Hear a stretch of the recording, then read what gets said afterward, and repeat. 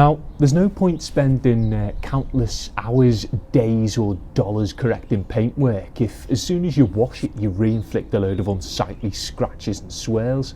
So let me walk you through what I believe to be the safest way to contact wash a swirl-free car so you can hopefully avoid that fate. If you watched the last video this car featured in then, you'll know I'd given the spoiler, roof and bonnet a single stage machine polish but hadn't managed to get the rest of it done. But fully corrected or not, I wanted to go ahead with this topic instead of waiting indefinitely, and didn't fancy using someone else's freshly polished pride and joy as subject matter. So for the sake of the video, you'll just have to pretend it's completely swirl free, but to be fair, it's the process that matters, and that's what I'll be illustrating here. Although you should ideally take preventative measures on any swirl-free car, the dirtier it is, the more important these steps are to follow. And although the khaki parts of this one hadn't yet been corrected, I still wanted to prevent unnecessarily inflicting more damage and creating additional work for myself later down the line, so a super safe wash still made sense. Now, wheels, tyres and arches are generally cleaned first, simply because they tend to be the dirtiest, therefore it makes sense to get them out of the way. So assuming all four corners have been adequately tended to, the first real stage of the safe contact clean is to snow foam the car dry, which means applying it prior to any pre-rinsing. Now, I'm aware plenty of people prefer to pre-rinse first, then foam and contact wash in one go, but I'd recommend doing both on a swirl-free car if possible. A dedicated snow foam applied to a dry car first will help soften up, break down and lift off loose surface dirt more effectively than a straight up pressure rinse, which will allow you to essentially remove more dirt prior to making contact. I'm sure I've said it before, but for me, in terms of swirl prevention, this is probably the most important part of the wash process. The more thorough job you do here, the less chance swirls will be inflicted later down the line, so it's worth going the extra mile to ensure the car's as clean and contaminant free as possible prior to touching it, even if that does mean triggering the short-sighted green brigade for quote-unquote wasting water.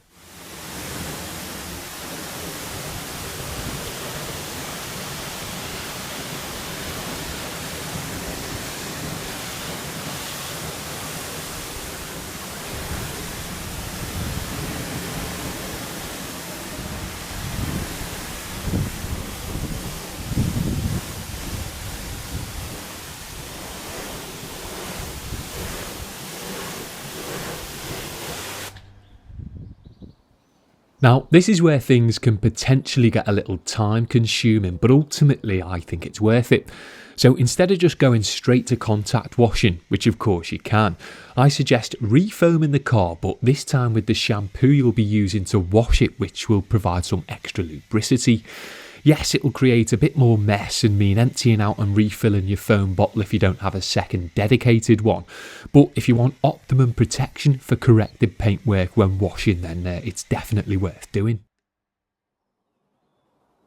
A plush mitt is a must when washing corrected paintwork, and so long as it's clean and of a decent enough quality, can either be a synthetic microfiber or lambswool item. Another crucial component to the contact wash is the 2-bucket technique, which, for those of you that don't know, is a system that utilises 2 separate buckets, one for rinsing your mitt out after washing a dirty panel and one for reloading it with suds. Now, they should also both contain a grit guard of some sort, which simultaneously helps dislodge any dirt particles while holding them at the bottom of the bucket and out of harm's way. Assuming you're employing a 2-bucket system and using a nice clean plush wash mitt then, you generally want to clean the car from top to bottom, gently gliding the mitt over the surface in a manner that roughly follows the contours of the car. There's no need to apply any real pressure or scrub away at the surface. Instead, the aim is simply to keep the mitt in contact with the car so the dirt can be gently dislodged and gathered up by its fibres. Now, the 2-bucket technique isn't a complete fail-safe, but it does help considerably minimise the likelihood of swirls and scratches being inflicted. As I've already said, I personally consider the pre-clean to be slightly more important in terms of swirl prevention, as that's where the bulk of the abrasive dirt is safely removed. However, when actually making contact with the car, a 2-bucket soft mitt wash is still definitely worth doing. Being in closer proximity to the ground, the lower parts of a car tend to accumulate the most dirt, so instead of contaminating your relatively clean upper body mitt with dirt from these parts and hoping it all washes out before using it again next time, it makes sense to use a second mitt reserved for these grubbier areas to keep things in check.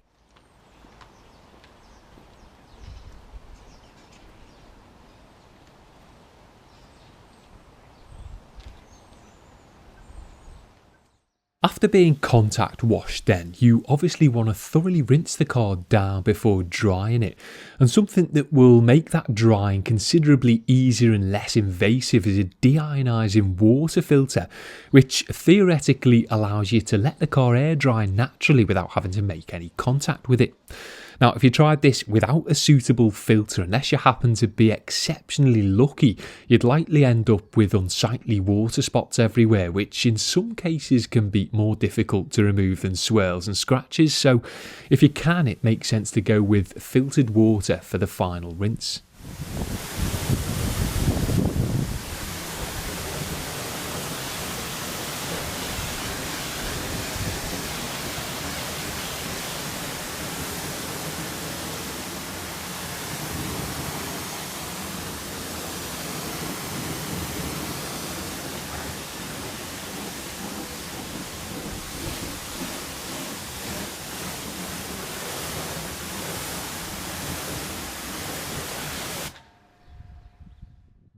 Once rinsed off then, whether with filtered water or not, another thing you can throw into the anti-marring mix to prevent having to draw a towel across the surface is to blow dry the car.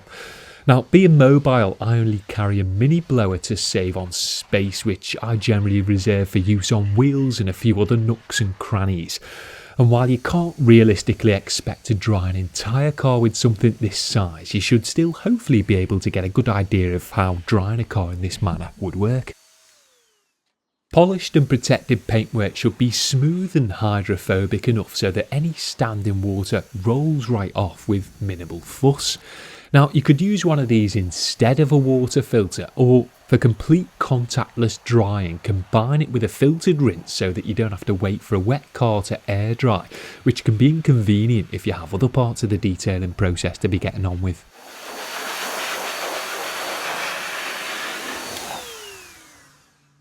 Now, fancy water filters and blow dryers are all well and good, but for those of us that still like to get hands-on with our cars, the good news is that they can still be safely towel dried so long as some care is taken. A nice thick plush microfiber towel will help reduce the likelihood of any marring being inflicted, as it's that, not swirls, which are more likely to foul the finish at this stage. So don't cheap out, go for a quality item and machine wash it after every use to keep its fibres soft and clean.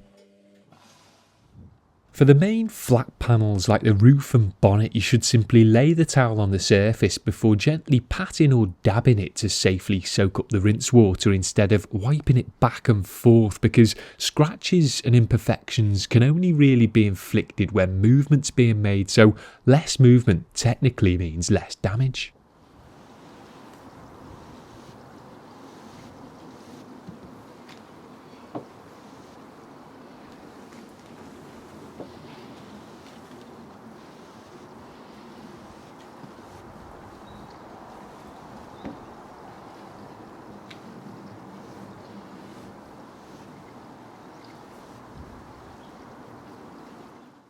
Now, there will of course be parts of the car where drawing the towel across the surface is unavoidable, but so long as it's done in the right manner, shouldn't be an issue. The secret for me is to spritz a light detail spray or drying aid over it first, which, like when adding an extra layer of shampoo earlier, adds some additional lubricity, allowing the towel to glide more freely over the surface. As with the washing, you only really want one, perhaps two passes of each area with the towel, and no scrubbing back and forth, just nice light sweeping motions. Think of it more as pampering the surface instead of cleaning it.